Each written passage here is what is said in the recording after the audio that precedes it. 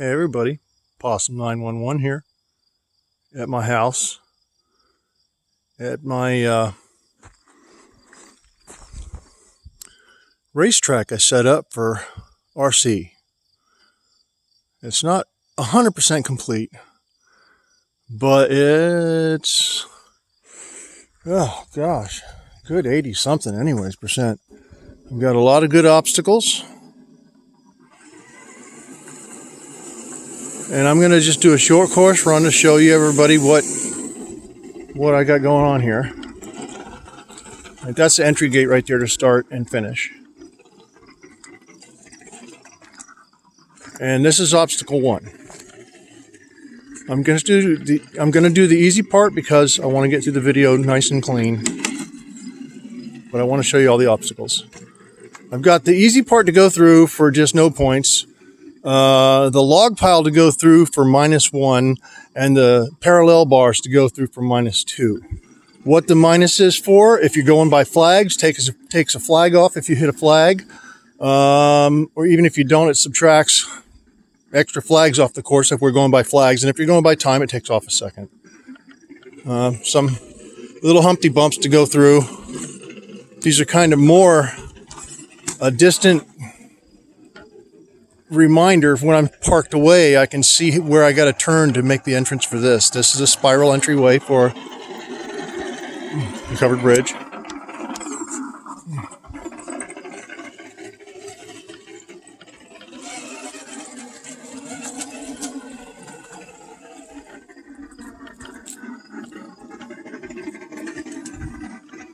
I still have a little bit more work to do on these. I want to actually put not that it's going to do much, but a little rail on the outside edge of this spiral and on the outside edge of the other spiral going up the other side. So that was obstacle 2. There's going to be multiple choices to go through the course. This is with like rocks here as an obstacle. Or if I want to go over the log pile, I can go over that to get to the next obstacle. I'm going to take, there's 5 ways up this boulder here. This is the 3rd obstacle. I'm going to go up the easy way up because I just want to show you this thing. But there's literally the biggest challenge is that log pile. Biggest challenge is to get up that log pile. This is the easiest one to go up.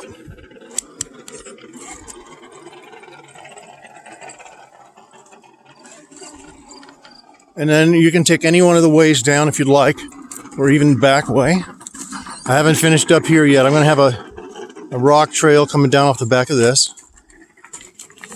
From that pile there, through this area where I'm driving through right now. And that was obstacle 3, the boulder pile. I'm working on a path up.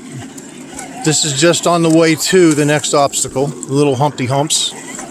These humps came from a buddy's well section that he broke years ago. It'd been sitting in his yard and he'd been bumming out looking at it, wondering, oh gosh, it made him so sad and what could he ever do with it? And he brought it over and asked me, is there anything I could do with it? Of course I did. In the 3 seconds I had it laid right out where it is now. And a lot of people just racing around the course have a good time just going over those humps.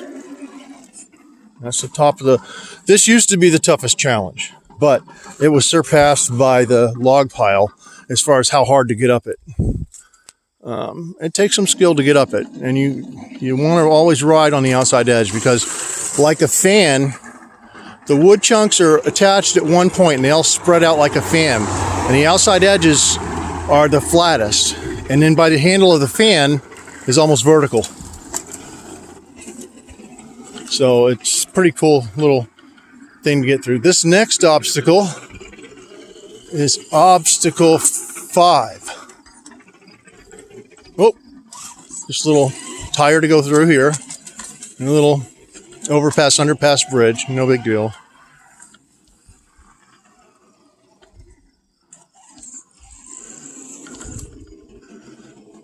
This one here is a teeter-totter section.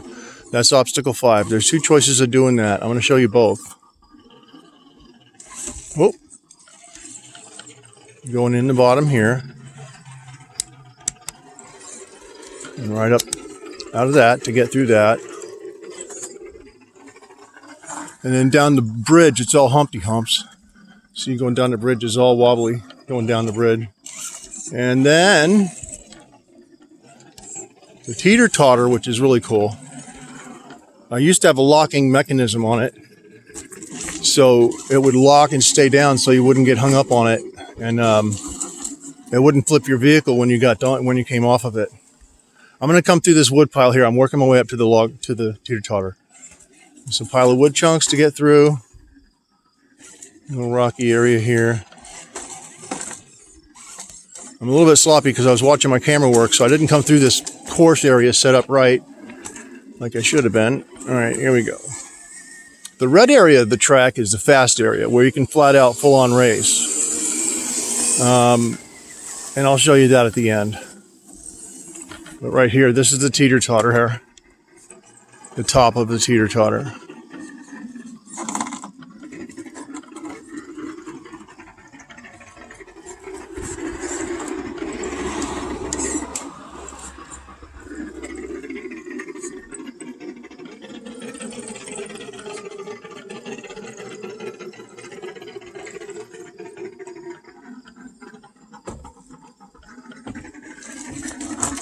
Come on. There we go. Back down through the Humpty Humps. On the outside edge of this is a lot more radical, but if you go down the middle, it's a lot less bumpy. All right, and then let me come around to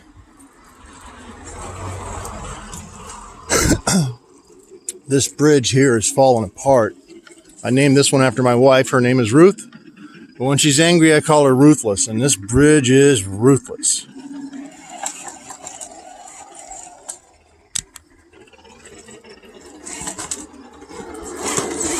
Oh. Some things you just kind of go for it and get through it. There we go. Whoa, whoa, whoa. I don't know if that was on camera or not. I was trying to keep my truck on the path, but it rolled over the edge at the end. Anyways, that was the Ruthless Bridge, and it is. I got to do some repair work on it. It's falling apart here where it dips, and I'm going to remove that section and put a rock climb up to it instead of this little ladder looking thing. Now,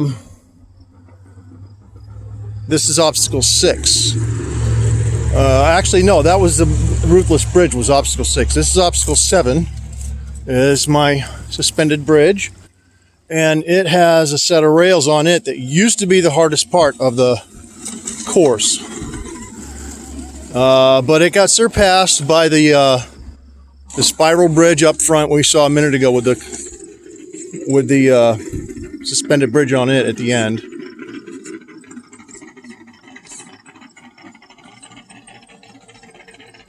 But doing these rails was really not an easy feat to do. I've had a lot of practice at it.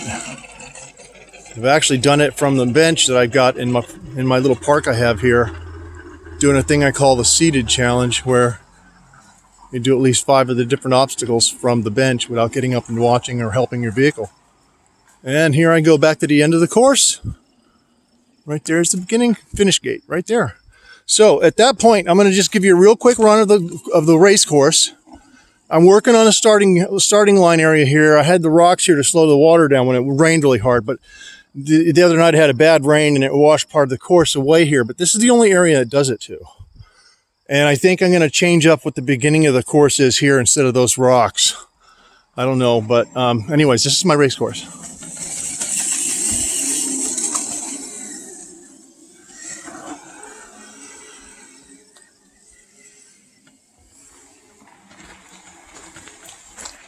Going up into the hairpin turn up the top.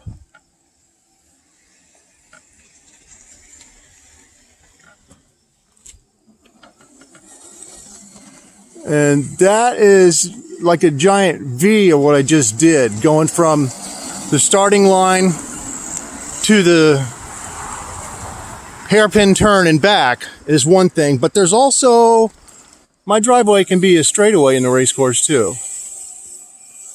So I can do a full loop around the track. Whoop. Here he comes. And come back through.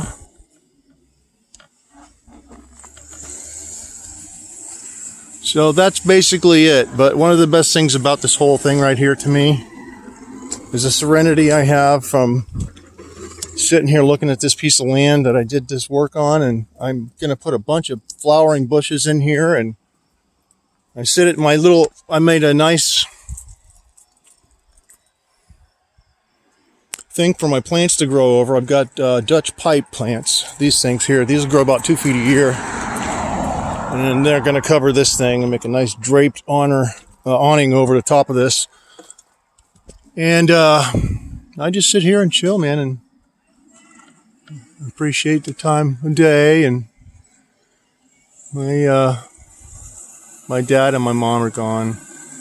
My dad would have loved this. He would have just lost his mind having my own race course here. He wasn't into race course trucks. He was into flying, which I did flying for years, but I couldn't fly at my own house, so I went for the next best thing. I got 4x4 trucks, and I built a race course.